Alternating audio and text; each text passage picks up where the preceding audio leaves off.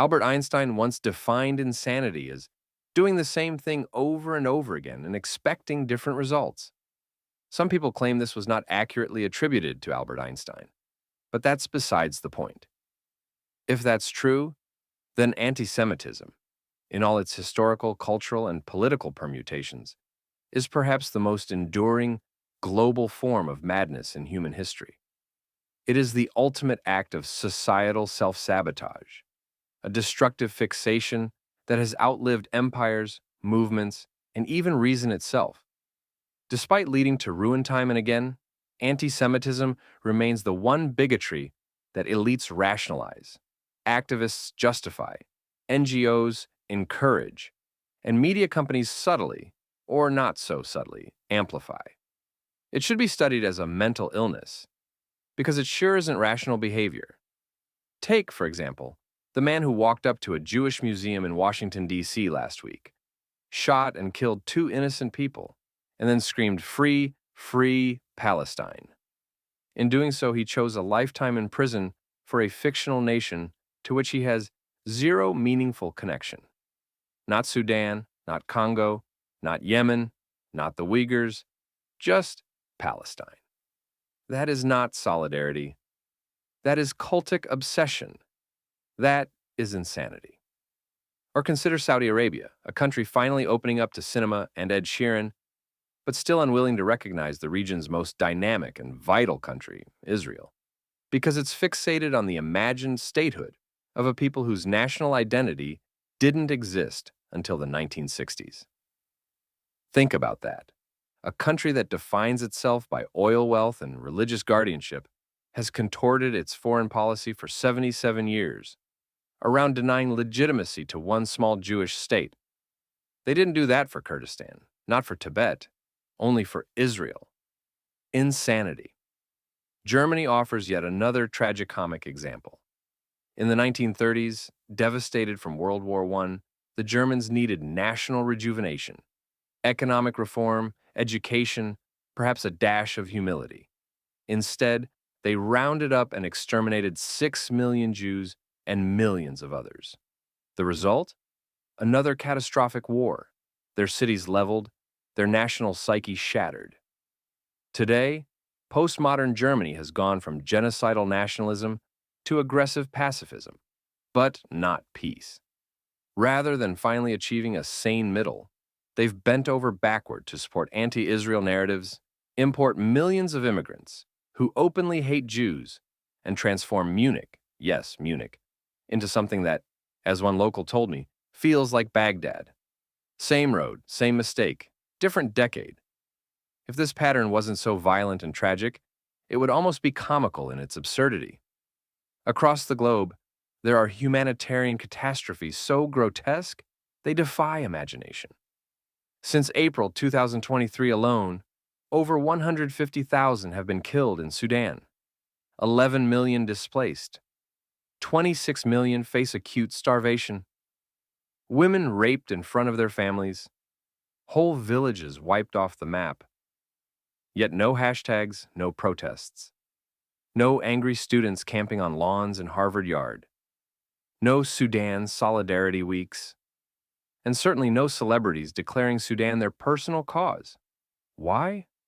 Because the suffering of Sudanese people offers no opportunity to hate Jews. Gaza, on the other hand, with fewer casualties and a genocidal regime that started the war, now tops the moral concern chart. The irrationality is staggering. Want more proof? Consider the modern liberals' favorite word, genocide. When you search for the word genocide paired with Israel in the New York Times during 2023 and 2024, you get more results than you would for Rwanda, Bosnia, Darfur, Myanmar, and the Yazidi massacre combined. Think about that. Israel, a country with an army so ethical it warns civilians before striking a Hamas base built inside or under a hospital, is now the global face of genocide in the public imagination. Let's get real. Israel is expected to lose wars with grace. It is expected to suffer terrorism with restraint. It is expected to be better than its enemies in order to justify its own existence. No other people must be perfect in order to be safe. That's not morality. That's fetishized punishment. Still not convinced? Why? Then is Israel, the only democracy dragged into the International Court of Justice for defending itself? Countries that run actual death camps or bomb hospitals on purpose are left untouched. Israel evacuates civilians and is accused of genocide. The double standard isn't just immoral, it's pathologically obsessive. Never mind that Hamas uses its own people as human shields. Never mind that the only place in the Middle East where Arabs enjoy full political and religious rights is Israel. Never mind that Hamas recently told Palestinians in Gaza not to accept humanitarian aid, or there will be consequences, because it is now being distributed by Israelis. None of that matters when your hatred of Jews is so profound that it overrides truth, logic, and human decency. Meanwhile, Jews, the victims of history's most well-documented genocide, now need travel warnings to Canada. Canada, a nation once known for politeness and maple syrup, now joins the list of countries where Jews are told to hide their identity. On Sunday, Israel's National Security Council was forced to issue a Level 2 warning to its citizens visiting Canada to avoid Jewish symbols in public. Is there any other group on earth that needs to think twice before wearing their identity in Western democracies? Or how about the young woman, Liri Albag, a former hostage of Hamas, who was detained for an hour at JFK Airport in New York by American security officers while coming to the U.S. for vacation? Let that sink in. A victim of terrorism treated like a threat, while media outlets still quote Hamas officials like they're Gandhi reincarnated. Could you imagine the New York Times quoting ISIS the way it quotes Hamas? Or giving al-Qaeda op-eds the way it does to Palestinian spokespeople, who still won't acknowledge Israel's fundamental right to exist? Let's run a simple sanity test. Ukrainians are being invaded. Do we see mobs attacking Russian embassies and randomly murdering Russians on the street? Number. We see empathy for Ukrainians and condemnation for the aggressors. But when Israel's attacked, babies burned, women raped, civilians dragged into Gaza, the world's instinct is to protest Israel. And in America's capital, a man responds not with flowers for the victims, but with bullets fired at Jews. Here's the truth. If Palestinians can avoid death by simply not killing Jews, they are not experiencing a genocide. But if Jews must spend billions on defense just to stay alive, they are experiencing a genocide. Yet, somehow, in today's age of identity politics, Jews, the most persecuted people in history, are now framed as oppressors. Jews, who make up just 0.2% of the world, are simultaneously accused of controlling the world and being responsible for all its moral failings. Jewish students are told they are too privileged to be victims and too tribal to be safe. It is ideological schizophrenia. We don't tell black people to be less visible. We don't tell gay people to be less proud. But Jews are told that peace will come if only Israel stops existing. If only they weren't so loud. If only they weren't so Jewish. That is the inversion of every moral rule of progressivism. You of all people should know better, they say to Jews. Translation: your Holocaust gives you no moral credit unless you die quietly. The world wants Jews to remember their suffering, but never act on it. And unlike other hatreds, antisemitism thrives in elite spaces. Ivy League professors, Pulitzer Prize-winning journalists, Amnesty International reports. These people don't look like racists, but they peddle thousand-year-old lies in the language of human rights. In the Arab and Muslim world, anti-Semitism is a convenient distraction.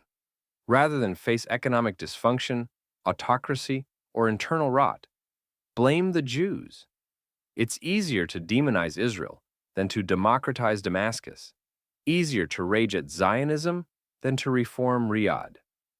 Anti-Semitism is not a disagreement about Israeli policy. Though, if you're going to single out Israeli policies, that is 100% anti-Semitism. The other option is to develop a well-informed opinion about every single country's policies. Anti-Semitism is a deeply irrational hatred, a spiritual illness that makes people want stories about Jewish evil to be true, because it justifies the bile in their hearts. A UN official claims 14,000 babies died in 48 hours. The story turns out to be false. And rather than breathe a sigh of relief, the so-called pro-Palestinian mob is angry that it's not true, because it means they have one less stick with which to beat the Jew. This is not activism. This is not humanitarianism. This is not justice. This is insanity. Anti-Semitism is the one hatred that survived the collapse of empires, the rise of reason, the fall of fascism, the liberal revolution, the digital age, and TikTok. It's the oldest conspiracy theory, the most recycled hatred, and the most socially acceptable prejudice in so-called progressive circles. Every century, it finds new language. Blood libel becomes apartheid. The protocols of the elders of Zion become settler colonialism. But the tune remains the same. It is the definition of insanity. And yet, despite it all, the Jewish people survive. That's a miracle. But it's also the sanest thing of all. Because choosing life, choosing light, choosing to keep going when the world has lost its mind, that too is a form of resistance, a form of faith, a form of defiance. And it's the only cure for insanity we've got.